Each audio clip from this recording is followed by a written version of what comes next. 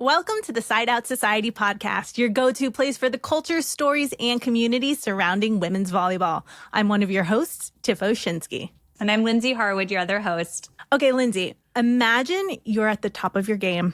You're elite. You're the blue chip prospect everyone wants. And then you're the number one overall pick in a professional sports draft. What is the very first thing you're going to buy? Ooh, the first thing I'm going to buy.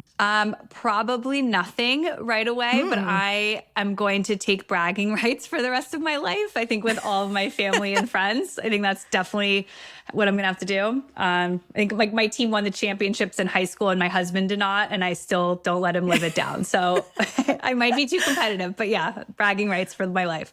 I like it. Well, they do say the best things in life are free. So that is a solid one.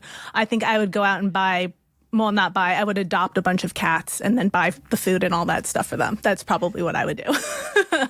But today our guest didn't have to imagine this because she actually was the number one overall pick. And honestly, she's someone who is making the rest of us look structurally unsound. I mean, we're talking about a human highlight reel who treats gravity like a polite suggestion rather than a law of physics. She started out in Oregon, where she didn't just win Freshman of the Week 8 times, which is essentially a subscription service at that point. She went ahead and took home the AVCA National Freshman of the Year award. But then she decided to head to Madison to finish things off as a Badger. In a move of total athletic dominance, she walked away with the inaugural AVCA Outside Hitter of the Year award. Just a casual thank you for having me on her way out the door. She's a physical marvel, an All-American, and a point-scoring machine who has now taken those talents to the pro level. She was the number one overall draft pick and is now the heartbeat of the Dallas Pulse in Major League Volleyball. Ladies and gentlemen, please welcome the high-flying, the heavy-hitting, and the woman who is single-handedly redefining the terminal and terminal hitter, Mimi Colyer. Oh my gosh, that was the best intro I've ever heard in my life. We're so happy you're here. Yeah, we're so happy you're here. I had to give that type of introduction for you because we're so honored to have you on our podcast. No, that was incredible. That was great. So what did you end up doing when you first got drafted? Did you go out and celebrate? Did you buy something? What happened? I think we had practice earlier, later that day. It was very it was so fun. We did a whole thing in our team room at Wisconsin. I felt very loved. We had some confetti popping. It was very cool. But I think we had practice later that day. We were heading into the tournament, so it was still it was cool and it was awesome and I enjoyed it and we loved it and we appreciated it, but it was also still very much work time, had work to do. Oh my gosh, I can't believe that you went straight from, I know you were watching the draft, your whole team was around you, watching, celebrating, excited about it. But I didn't realize that all of a sudden you're like, all right, well, back to work. See, this is why you're one of the best. Yeah, no, we were straight in the middle of everything. We're like, no, we actually do have work to do. We leave in a couple days to go. I think we were going to Kentucky or wherever we're going. But no, it was awesome. It was so fun. What did your team do for you? Did Coach Kelly say anything to you that was special? Yeah. They had everyone there in the locker room. They had our media people there. We projected it on the screen and they had the confetti things going off. I had to go and I came in and did the podcast or did the conversation, whatever. I came into the draft. I don't know how I would explain that. Like a press conference type of area? Yes, and then he does a weekly one, so then I went there too. So did a bunch of media for that, but I don't know, it was very cool. It was a very fun experience. Like I said, felt very loved. And that's a really cool honor to have. So grateful that I was able to do that. I saw on Instagram that you did buy your cowboy boots. Was that your first purchase when you got to Dallas? So I'm gonna be so honest, that I don't even know if I would was it a big girl purchase? Yes, but that was more of a welcome to Dallas. We were just talking about a bunch of my teammates. They do we get bags every year for a season. We're gonna get designer bag, and I was like, okay, sure. They're like, okay, we're gonna go. We're gonna go shopping. We're gonna pick out a bag, and you're gonna go get an expensive bag for your first. We do it every season. I was like. So we went to the Louis Vuitton store and I got a bag the other day, and it was the most I've ever spent. And I was like, I don't know if I can do this every season, guys. I'm like, this is crazy. I did my little card and I saw the total on it and I got the notification on my phone, how much it was. And I was like, ooh, I was like, you guys, that's a scary number to see. So our big purchase, we got bags. But it's fun. She's beautiful. I got the black Neverfull and she's oh, that's gorgeous. We have to see a picture. Oh my gosh. Yeah. Yes, I'll send a picture. But yeah, so that was my big girl purchase. And my mom was like, okay, there's your for this season, I was like, yeah, I'm not spending any more money ever again. Well, I feel like after all your hard work and an incredibly well-deserved purchase. So Yes, I was like, 100%. Yeah. And the inside's blue. So it's like Dallas Pulse kind of. I love that. It's so funny. When I first started working, like after graduating college, I kind of did the same thing, except like I was getting paid like nothing. I was like a production assistant who worked nights for, Major League Baseball. I wasn't really getting much money, but I saved stuff. And I was like, I have always wanted a Louis Vuitton tote bag to have my stuff in and carry as I commute. And then that's what I did. No, when I was telling like the sales rep, I was like, I don't really have anything to carry all that much.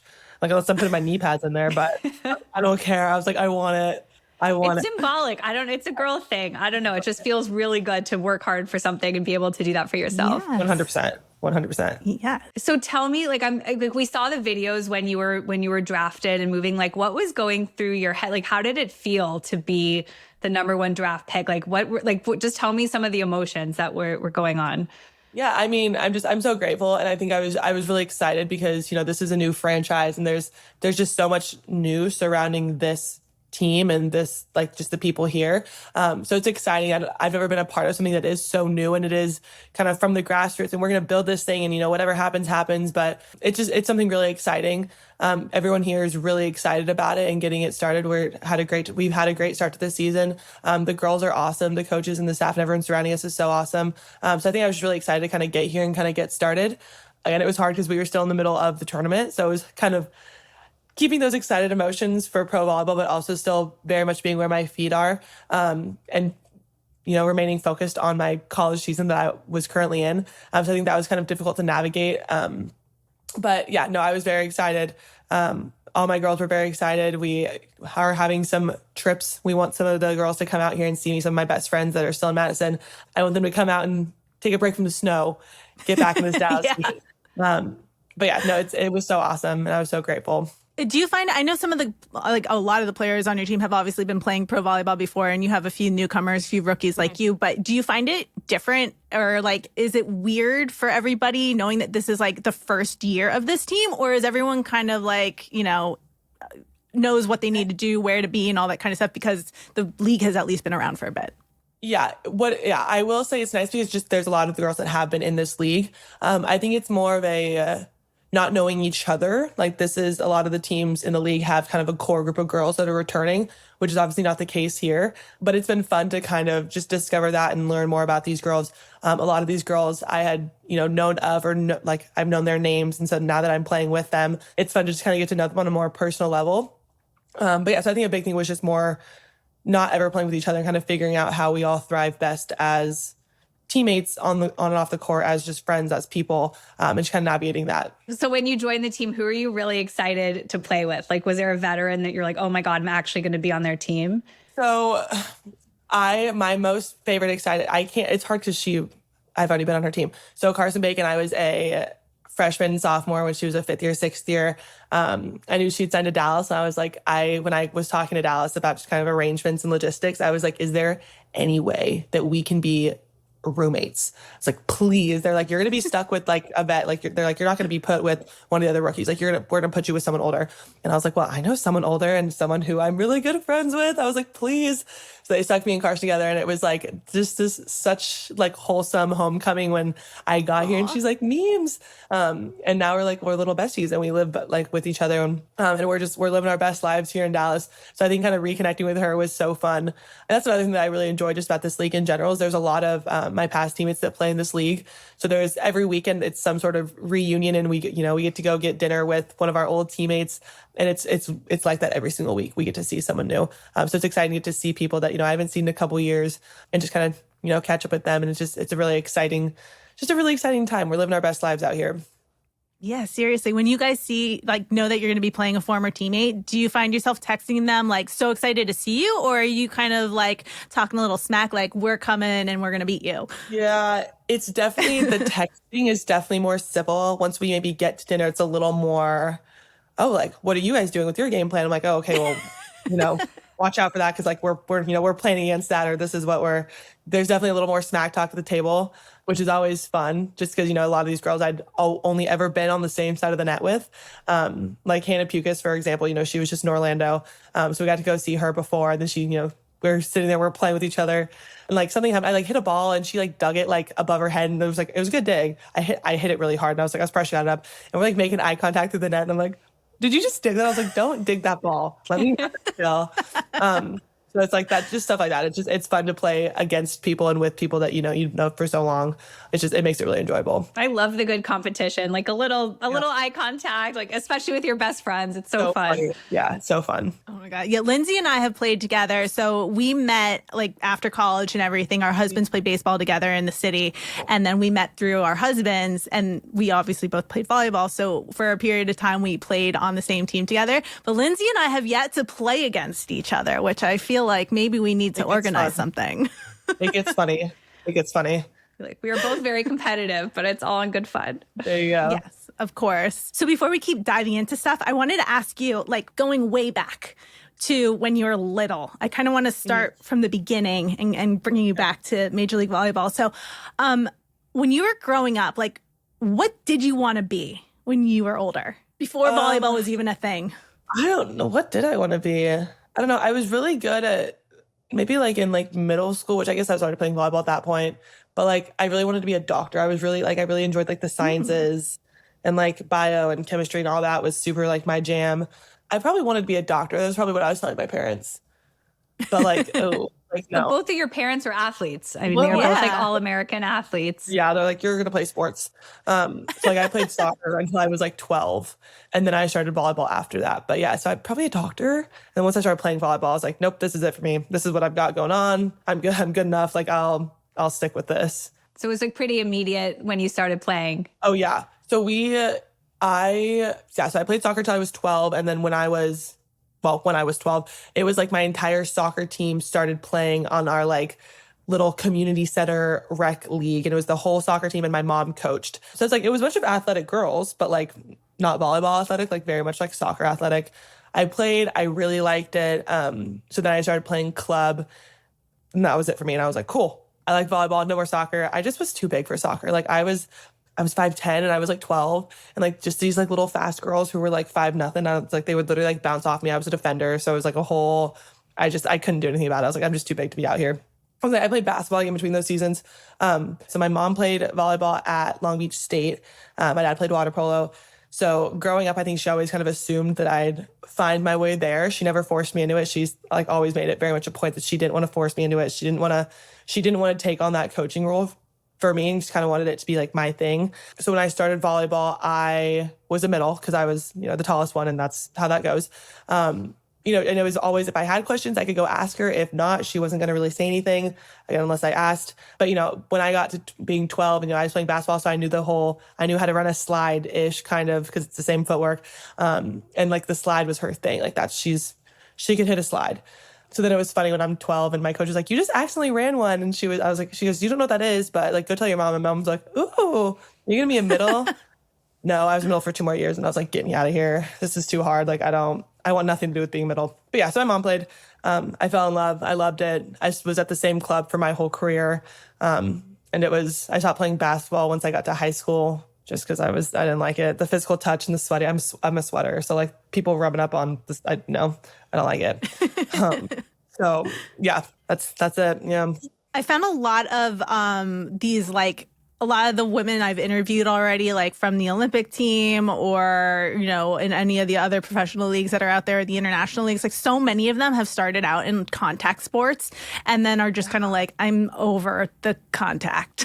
Yeah, please don't touch me. Like volleyball with the net is much better. It's much better. Yeah, I 100% agree.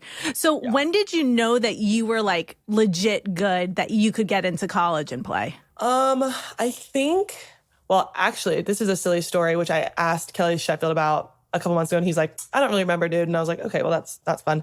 I started getting just like the little mail-in questionnaires and like come to our camps from colleges when I got my first one from UC Davis, which is funny because my dad, I'm from Northern California, which is where UC Davis is. My dad like kind of works within the school. So it was funny that UC Davis was my first ever like recruiting letter.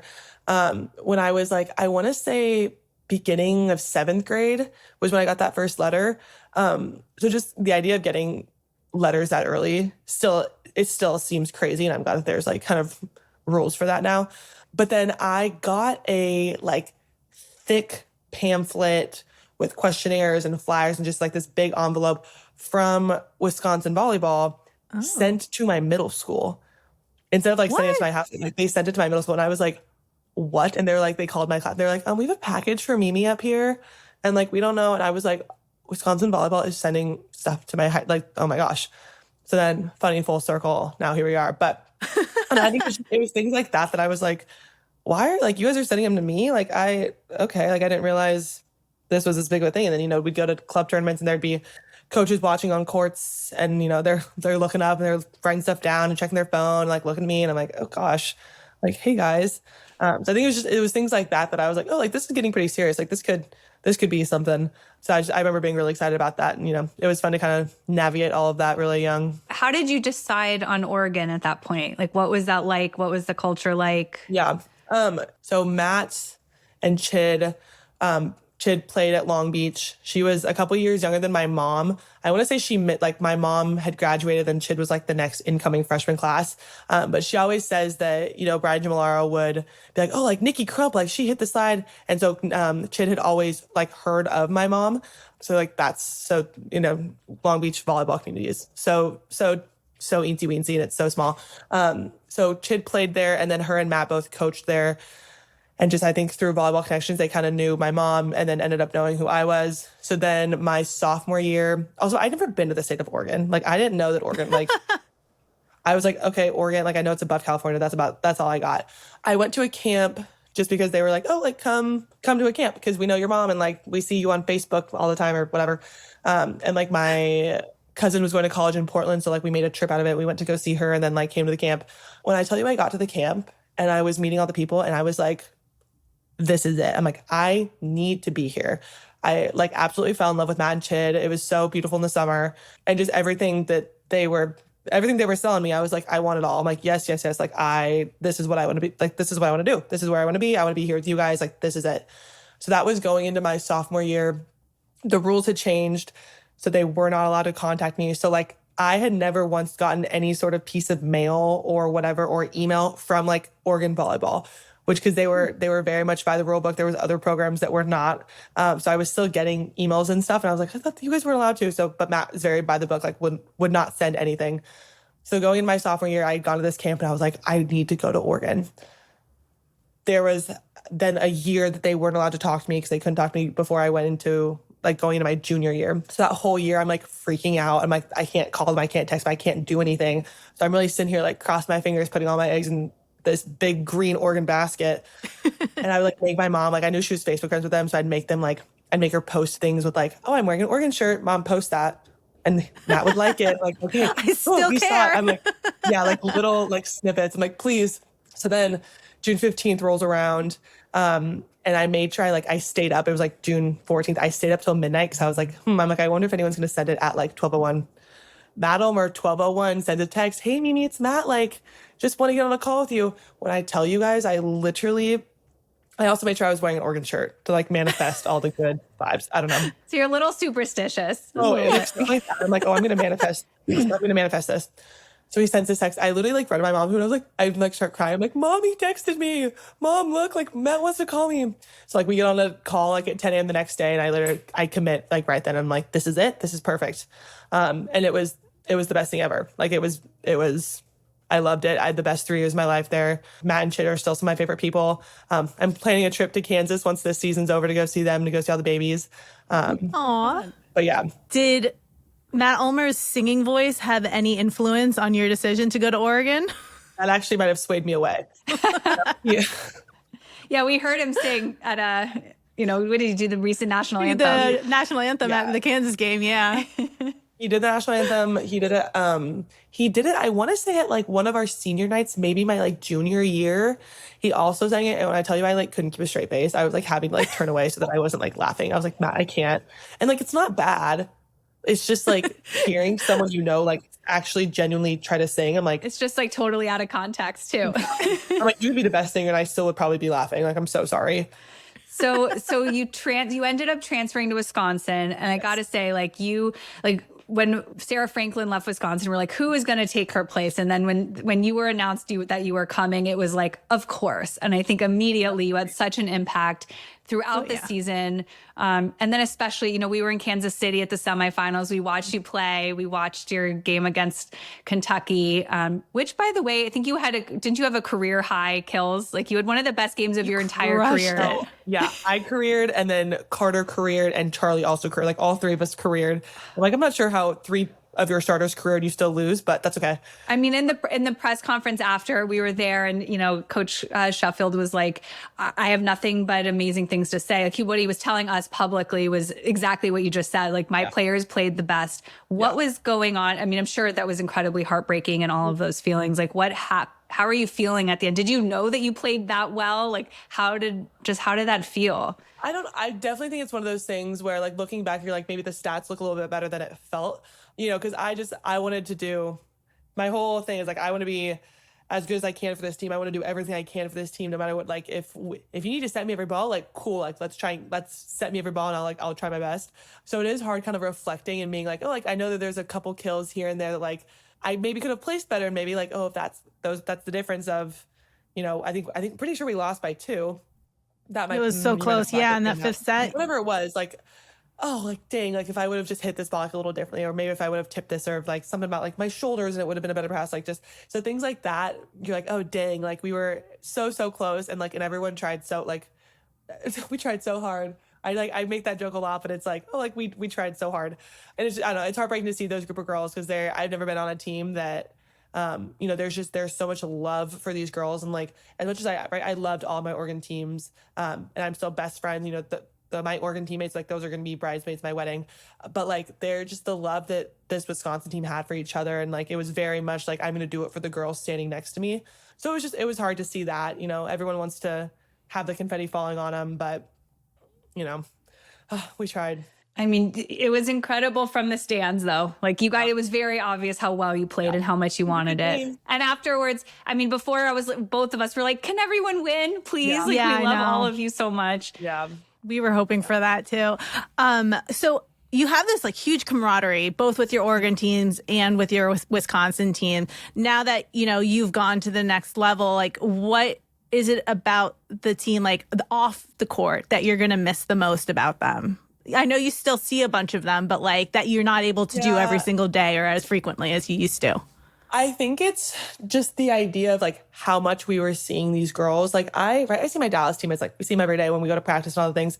But like Oregon and Wisconsin, it was like, okay, we're going to go to lift, and then we're going to go to practice, and then we're going to go get dinner. And then we're all probably going to go to study hall, and then maybe we'll go get a snack later. But like I also saw you at breakfast this morning, and it's like you see them for like so much of your day every single day that it's just like you're just constantly around each other. And we had such a fun group this last year, and it was genuinely a joy to be around every single one of them anytime we saw them.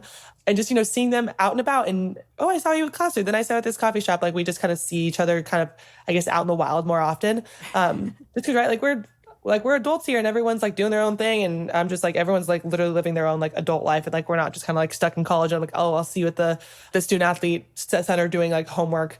So it's just that kind of everyday life, seeing each other and seeing them outside of volleyball is definitely something that is so fun within college sports. That I'll definitely miss a lot. Do you feel like an adult? That's a good question. I'm like the biggest adult. I'm like well, and then now that like we don't have anything, like it's basically like kind of the same schedule-ish, like lift and practice and whatever, but like I don't have any classes. So I'm like, I've got nothing to do. Like once my day's over, I'm like, okay, well, what do I do now? Like I don't have any like tasks I need to complete. So like I've been having to pick up like random hobbies. So like I went and got some books. So I got some books. I read A Court of Thorn and, what's it called? Roses Thorn and Thorns, or Thorns and Roses. Okay, so Yeah.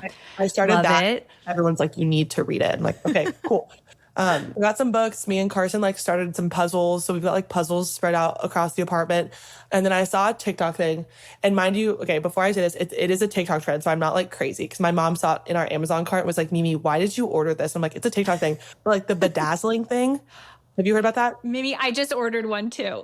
Thank God. Okay, if I tell people this and they don't like understand what I'm saying, I'm gonna look crazy. I literally just ordered it. Oh no.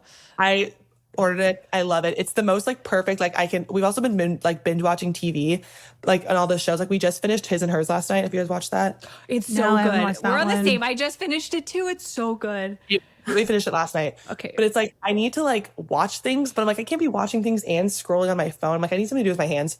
So I was like, okay, bedazzling kit. And then when we were just in Atlanta, me and Malaya Jones got dinner with Avery Carlson and Ava Martin. And they were like, we just ordered bedazzling kits. So like everyone's just like, we're all living the same life. And we're like, we just need stuff to do with our hands that isn't like scrolling on our phone.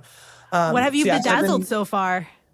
I like to do like the lids of like things. Like my little Summer Fridays like lip gloss. I did like the top of that. I did like the lids of some of like my makeup things. We also like I found these like little like mini rubber ducks that when we went to go dinner they were like putting in the drinks. So I grabbed it. So I like bedazzled the ducks and I'm like I'm waiting for them to dry. Like anything I can Send them find. to all your Oregon teammates. Yeah. Anything I can find But I want to bedazzled. see all the like we got to send us some of the final pictures or like keep us posted because I will. need some inspo. The problem is I think I hope I don't. I'm really hoping that in like 2 months I don't like bedazzle everything and I'm like get these bedazzles off of it. Like everything's gonna be, I'm gonna like over bedazzle and then like freak myself out. I'm like I need to get it off. I'm like you'll get your next hobby or something. Something, yeah. I think like a perfect mix of like your puzzle love and your bedazzle love is like get, something big like a volleyball and start to bedazzle that for like your friends. And then I need it's like, something. Yeah. They were also saying they were doing like the string like friendship bracelets. yeah. Like the time they were like, we started doing that too. And I was like, maybe I'll get into that. I'm like, I just need something to do that isn't like scrolling on TikTok. 'Cause I love a doom scroll. I really do. But like, I need to knock it off. I think you're talking about all of our struggles. Like it's such yeah, seriously. But we need to send you one of our friendship bracelets. We have Side Out Society friendship bracelets that we've been making and giving it to people. Ooh. So we have to send you some. Oh my gosh, yes. So is there something that people like you wish people asked you about but never actually ask you about? A lot of people think Mimi is my real name, which is not true. Morgan, right? It's Morgan, yeah. When did this change? So Mimi, I was Mimi when I was little, but Mimi is actually, so my parents had an iguana in college. Random. But its name was Midori. Good start. Midori, that's amazing. Which I just recently found out was like a type of alcohol. I didn't like that was, or it's, I don't know what it is. I don't know. Or if it's a brand, I don't know. But Midori, but they called it Mimi. So then they had their first kid, girl. Her name is Morgan, and Mimi. They're like, perfect, we'll call her Mimi. You were named after the iguana. After like the male iguana. Like, who also like at one point, I guess like bit my mom's nose, like broke my mom's nose. Like, because it was like, yeah. Anyway. Sorry, wait, why did they want an iguana? I feel like that's so random. So that's maybe the question I should have asked. I don't know. They just, because so my mom and dad, everyone's super allergic to like cats and dogs. So like growing up, like we've had so many hamsters, so many fish. We've had lizards. Right now there's like guinea pigs at my house, but like never cats and dogs because it's like we're just allergic. So maybe it was part of just like, what other random animal can we bring? And that's where they started. I don't know. Like stupid college kids is what it seems like. Anyway, Amazing. So I was Mimi growing up. And then when I got to middle school, I was like, my name's gonna be Morgan. Like, I'm a big girl now. Like, Mimi is like, I'm Morgan. So there's like, I have two really close friends from like middle school and high school that like know me as Morgan. So like, they're the only two people that call me Morgan. Like, one of them calls me Mo. And I'm like, that's just super, super not me. But I'm like, cool. I'm like Mo to her and only her. So then I was going to Oregon and there was already a 6'3" blonde pin hitter from California, Morgan Lewis, who's, again, now she's one of my best friends, like will be a bridesmaid at my wedding, but there was already a 6'3" blonde Morgan from California. I was like, okay, well, I can't do that. So it's like, okay, I'll do Mimi. And then it turned out to be super like, now you're saying kind of Mimi in the volleyball world and people know who you're talking about. So it's like super like noticeable. Like everyone knows, like, I don't know. So I kept Mimi and that's what it is. But now I'm kind of in an awkward phase where it's like when I introduce myself to people, I'm like, now I'm 21. Like I turned 22 this year. So I'm like, am I going to keep saying like, my name is Mimi? Like that seems very... Yeah, but you're I'm sorry, but you're such a badass. You could be named anything and be like, yes, you can name it, you know? Yeah, hold that head out high. Yeah. Yeah, as long as I'm in the volleyball world, I have to be like Mimi because like no one knows who like Morgan Collier is in the volleyball world. Like that's not a thing. But like once I get older and I'm like, oh, these are like people I'm going to know. Like, I don't know. Like, am I going to be like a mom with a husband and kids and be like, oh, my name is Mimi, here are my kids? Like, Well, you're always allowed to change your mind in the future. Okay, so as we're like, I know we're coming close to time. We wanted to ask the different players that we're interviewing, like, do you have a really special highlight volleyball moment of memory, a game you played when you played amazing? Like, I want to hear like an incredible memory or a time where you just felt you played incredible and you want to brag about it. Like this is time for you to humble brag, and it's totally allowed. I think probably one of my proudest was when we played Michigan this year at Wisconsin. Charlie goes down within what felt like literally 30 seconds of the game. Also, it was so awkward because it was like our silent set. So it was like the crowd wasn't going to cheer until like we reached, I think, like 9 or 10 points. But she got hurt within like the sixth or seventh point. But like, so it's like she gets hurt and it's like literally dead. I laughed during this story, but that was a really good joke. No, yeah. I think that's so stupid. I'm like, I just can't. So like the whole field house was like dead silent and she gets hurt and it's still dead silent. And then now we're like scoring points and it's still dead silent because it's the silent set. But I think that then our freshman setter came in. She played great. And then like, I think I went and hit some stupid, like a ton of kills. And I don't know if we ended up sweeping them. I don't know if we swept him or he went in 4, but like I ended up going and like hitting at a really high efficiency off of like our freshman setter, and she came in and played great. Just the way that our team like kind of rallied around her and like just executed that was not really something I think I was expecting. So that was a fun game. And then there was another game that I'm gonna be so honest, I don't remember who it was against, but I remember doing the press conference after and Kelly Sheffield was like, oh, these are video game numbers. Like you just don't see. So I don't remember what that was, but I think that obviously seemed like it was a good game. I mean, you're playing incredible. Honestly, like to be a rookie in the pro leagues, I think you've been hitting double doubles in almost every single game that you've played so far, which you lead are the polls basically in kills. video game numbers. Yeah, I mean, it's incredible. You're so fun to watch. I mean, you're so good at. You're a crazy powerhouse hitter, but your defense incredible, aces, blocks. Like I saw you set recently too. Like you're just. It worked. I think they got a kill off you. So There you go. That's all I ask. Where do you like to hit from more? Do you like to hit back row more or front row? I think statistically I was better out of the back row this last year. Probably back row. There's a lot more momentum. Like you got to broad jump a little more, so it looks a little bit more dramatic. Yeah, probably back row. Back row's fun. We're both littles, so for us, the back row. I mean, we like to hit in the front row too, but we play co-ed, so we're on a men's net. It's a little harder for us as littles, but love the back row attack. Yeah, 100%. So we don't want to take up too much more of your time because we really appreciate all the time you've already spent with us, but we wanted to end on something that we're calling the side out sprint. So it's a few rapid fire questions. Kind of want you to answer as quickly as you can. Try not to think too much because it's supposed to be fun and spontaneous. So are you ready? Yes. Okay. Eugene or Madison, who has the better post-game food? Madison. What's your favorite emoji to use in a team group chat? Oh, the crying one has been funny. Like the fully sobbing one has been funny. Would you rather have a 20 kill match or a 15 dig match? 20 kill. Which you do very often. Yeah. So you do both very often. Okay, moving on. The one song that must be on your pre-game playlist. Either All in My Head by Jason Derulo or Best Love Song by T-Pain. Solid. Yeah. Favorite volleyball movie or scene that is in a TV show or movie? My favorite one because it's so bad. The Summer I Turned Pretty, which was like, it's one of those shows that's like, it's so bad, but it's like, you have to watch it. They did like a volleyball montage, I think in season 1 or season 2, and it was like the worst thing I've ever seen. It was so bad. It was so bad. And I was like, can we please, like it was so bad. So that one. Well, I guess we asked you this a little bit, but if you weren't an athlete, what would your dream regular job be? I think it would definitely have to be something in athletics, like working within one of the leagues. Maybe that's half a cheat, but working within one of the leagues, doing something just to continue to support women's sports, I think is something I would definitely be interested in doing. One thing about Dallas that has surprised you so far? I don't know if it's necessarily surprising though. Just the amount of TikTok recommendations. I love a TikTok recommendation. So I get to search anything and there's like 20 videos on like food reviews and places to go and things to do and things to see. And I'm like, this is so convenient because I don't have to really Google anything. Everything's on TikTok. Wait, real quick, Lindsay, before you ask the next one, I want to follow up. Have you found your Dallas barbecue place? I haven't gotten it yet. I literally have not gotten it. No, I know. It's like, I know. You should do like go and post the review. I want to Yeah. I'll see. do a whole TikTok of it. Maybe I'll do my TikTok grind while I'm here. Yeah. Okay. I know this has been asked. Knee pads over the knees or pulled down low? Pull down. Yeah. We're old and we say on the knees. I just don't stay up there.